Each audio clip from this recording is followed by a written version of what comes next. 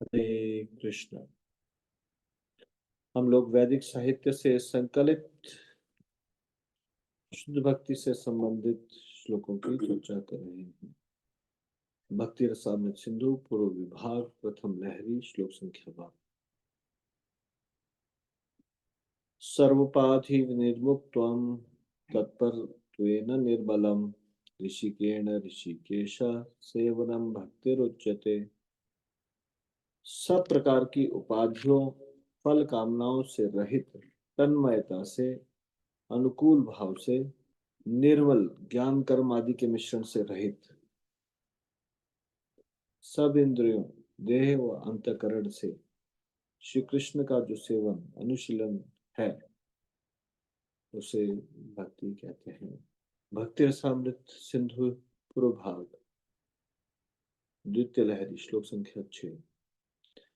यत्र रागानवाप्तत्वात् प्रवृत्ति रूपजायते शासनैनेव शास्त्रस्य सा वैधि भक्तिरुच्यते।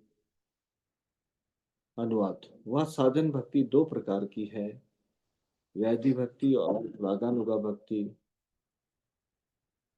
वैधि भक्ति उसे कहते हैं जिसमें शास्त्र के शासन से प्रवृत्ति होती है, स्वाभाविक राग या रुचि उसकी प्रवर्तक नहीं होती। तो साधन भक्ति या साधना भक्ति दो प्रकार की है, वैधि भक्ति और रागानुगा भक्ति। वैधि भक्ति का मतलब है विधि। विधि जैसे हम कुछ नियम पढ़ते हैं शास्त्रों में या गुरु के आदेशों को सुनते हैं, तो जब हमको कुछ निर्देशों को पढ़ के फिर हम भक्ति करते हैं या सुन के, ये वैधि भक्ति है। और रागानुगा भक्ति है जब इस प्रकार से विधि पूर्वक हम भक्ति करते रहते हैं तो आस्ते आस्ते हमारा स्वाभाविक आकर्षण हो जाता है भगवान की भक्ति करने में। तो स्वाभाविक राग या रुचि, ये रागानुगा भक्ति है। अब वैधि भक्ति के लिए तीन प्रकार यहाँ पे बता रहे। वैधि भक्ति भी तीन प्रकार की है।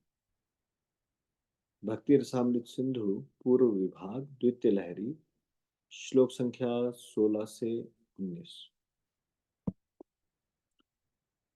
उत्तमो मध्यमस्यात् कनिष्ठश्चेति सत्रिधा शास्त्रे युक्तो च निपुणः सर्वथा दृढ़निश्चयः प्रौढ़श्रद्धोऽधिकारी यः स भक्तावुत्तमो मतः यः शास्त्रादिष्वनिपुणः श्रद्धावान् स तु मध्यमः यो भवेत् कोमलश्रद्धा स कनिष्ठो निगद्यते। और वैधि भक्ति में तीन प्रकार क्या है। उस वैधि भक्ति के अधिकारी उत्तम मध्यम एवं कनिष्ठ तीन प्रकार के होते हैं। उनमें उत्तम अधिकारी का लक्षण इस प्रकार है, शास्त्र एवं युक्ति अर्थात तर्क में जो निपुण हो, सदा दृढ़ निश्चय वाला हो एवं प्रौढ़ श्रद्धा वाला हो, वह भक्ति अधिकारियों में उत्तम है। मध्यम भक्ति अधिकारी वह है जो शास्त्र एवं युक्ति में तो निपुण न हो परंतु श्रद्धावान हो। ये मध्यम वैधि भक्ति का अधिकारी है। और कनिष्ठ अधिकारी वह है जो शास्त्र आदि में निपुण ना हो और दुर्बल श्रद्धा वाला हो। तो ये तीसरा कनिष्ठ है। तो वैधि भक्ति के तीन अधिकारी उत्तम मध्यम कनिष्ठ। उत्तम जो शास्त्रों को जानता हो, शास्त्रों और तर्क भी कर सकता हो, औरों को अपनी बात से सहमत भी करवा सकता हो, निपुण हो और दृढ़ निश्चय वाला हो और उसकी श्रद्धा एकदम दृढ़ हो। मध्यम शास्त्र और युक्ति में तो निपुण हो मैं तो निपुण ना हो, शास्त्रों को भी बहुत एकदम निपुण नहीं है, लेकिन श्रद्धा बहुत पक्की है, श्रद्धावान है। और कनिष्ठ ना तो शास्त्र आदि में निपुण है और श्रद्धा भी दुर्बल है। तो ये तीन। भक्ति का वास्तविक दिव्य सुख कब तक व्यक्ति प्राप्त नहीं कर सकता? जब तक ये आशा लगा के बैठा है कि संसार में सुख मिलेगा और इसके लिए प्रयासरत है। तो जब तक मनुष्य के हृदय में भौतिक सुख की कामना है, इच्छा है, तब तक भक्ति का वास्तविक दिव्य सुख प्राप्त नहीं होगा। ये बताया गया है भक्ति रसामृत सिंधु पूर्व विभाग नृत्य लहरी श्लोक संख्या 22। भुक्ति मुक्ति स्पृहायावत पिशाची हृदय वर्तते, या न कथमभ्युदयो भवेत। भुक्ति लौकिक भोग सुख और मुक्ति ब्रह्मानंद को प्राप्त करने की कामना पिशाची है। जब तक वह साधक के हृदय में विद्यमान रहती है, तब तक उसमें विशुद्ध भक्ति का सुख भला कैसे उदित हो सकता है? अर्थात भक्ति उस हृदय में कभी भी उदित नहीं हो सकती है।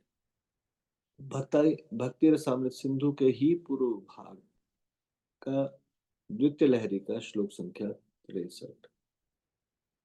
अनुष्ठान तो दोषो भक्त्यंगानां प्रजायते, न कर्मणामकरणादेश